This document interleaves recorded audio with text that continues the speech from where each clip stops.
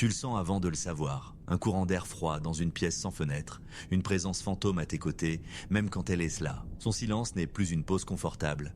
C'est un abîme. Un territoire étranger où tu n'es plus le bienvenu. Tu tends la main dans le noir, cherchant la sienne. Mais tu ne trouves qu'un vide glacial. Elle est physiquement là, mais son esprit a déjà quitté la pièce. Ce n'est pas une rupture, c'est plus insidieux. C'est une dévaluation silencieuse. Le processus méthodique par lequel elle t'efface de ta propre vie pour y installer quelqu'un d'autre. Elle ne te quitte pas, elle te remplace. Et la partie la plus cruelle, c'est qu'elle te force à assister, impuissant, à la préparation de la scène pour ton successeur. Ce n'est pas de la paranoïa, c'est un instinct de survie qui hurle. Voici le premier signe, le plus moderne et le plus brutal. Le miroir numérique brisé, son téléphone.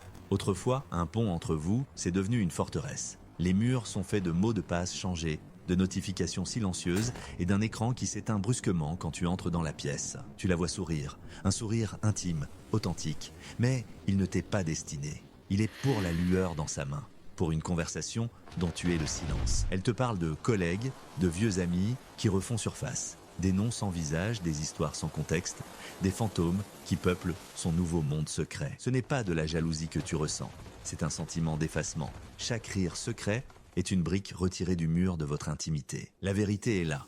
Elle ne cache pas une liaison. Elle cultive une relation. Elle arrose une nouvelle graine dans un jardin secret en laissant votre parterre commun mourir de soif. Le deuxième signe est plus subtil, plus profond. C'est une attaque contre votre histoire partagée. L'érosion de l'intimité. Les blagues que vous seuls compreniez, elles tombent à plat. Elles te regardent avec un air de pitié, comme si tu parlais une langue morte. Les souvenirs que tu chéris, elle les réécrit. Non, ce n'était pas comme ça, dit-elle, corrigeant ta mémoire, invalidant ton passé. Elle ne détruit pas seulement votre présent, elle colonise votre passé pour justifier son futur sans toi. Et l'avenir? Le mot « nous » devient une relique.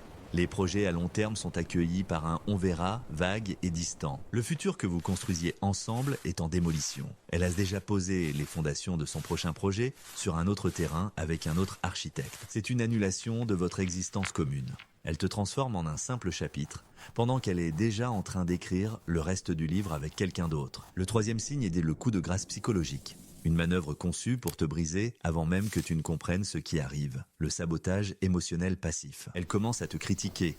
Les petites choses qu'elle disait adorer chez toi, ta passion, ton humour, ta façon de voir le monde, deviennent soudainement des défauts irritants. Chaque critique n'est pas une opinion, c'est une comparaison. Elle te mesure à l'aune de ton remplaçant et te trouve systématiquement inférieur. Elle provoque des disputes pour des riens. Elle crée du chaos, du drame. Pourquoi ? Pour pouvoir dire à son nouveau confident « Tu vois, c'est invivable, je n'ai pas le choix ». Elle ne se contente pas de te quitter.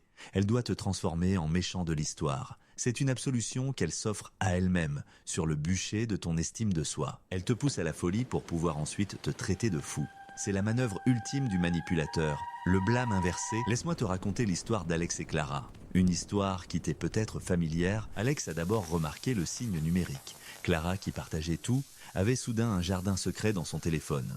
Le Wi-Fi de la maison semblait ne plus connecter que son appareil à elle. Puis vint l'amnésie affective. Un soir, Alex a voulu revoir le film de leur première rencontre.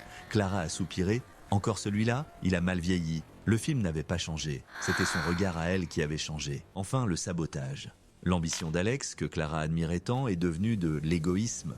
Son besoin de calme est devenu de la distance. Elle redéfinissait les termes de leur contrat sans lui demander son avis. La fin n'a pas été une explosion. Ce fut une simple image. Alex a vu Clara dans un café, riant avec un autre homme. Elle a touché le bras de cet homme exactement de la même manière qu'elle touchait le sien. Ce n'était pas la trahison qui le blessait le plus, c'était la répétition, le geste.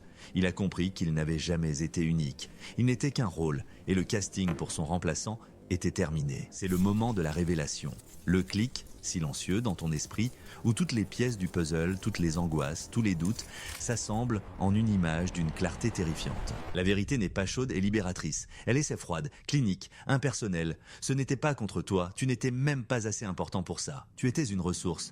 Une station-service sur sa route, elle a fait le plein d'énergie, d'admiration, de sécurité, et maintenant son réservoir est plein, elle repart sur la route, vers sa prochaine destination. La personne que tu aimais n'a peut-être jamais existé. C'était un masque, un personnage créé pour obtenir ce qu'elle voulait de toi. Le miroir te renvoyait ce que tu voulais voir. Alors, que faire maintenant ? Comment te relever quand le sol même de ta réalité a été dynamité ? D'abord, respire. Ancre-toi dans le froid et la douleur, n'essaie pas de l'esquiver. C'est un poison, oui, mais c'est aussi l'antidote. Cette douleur est un enseignant brutal. Elle te montre les fissures dans tes propres fondations, les endroits où tu as donné trop de pouvoir, où tu as ignoré les drapeaux rouges pour une illusion de chaleur. Tu ne peux pas changer ce qu'elle a fait, mais tu peux décider de ce que cela fait de toi. Une ruine ou une forteresse reconstruite avec des murs plus hauts et une meilleure vue. La chaise vide qu'elle a laissée à côté de toi n'est pas une perte, c'est un trône. Le trône de ta propre vie qui attend son véritable et unique souverain, toi. Ne cherche pas à la remplacer, cherche à te retrouver. Car la personne qu'elle a tenté d'effacer est la seule qui puisse te sauver.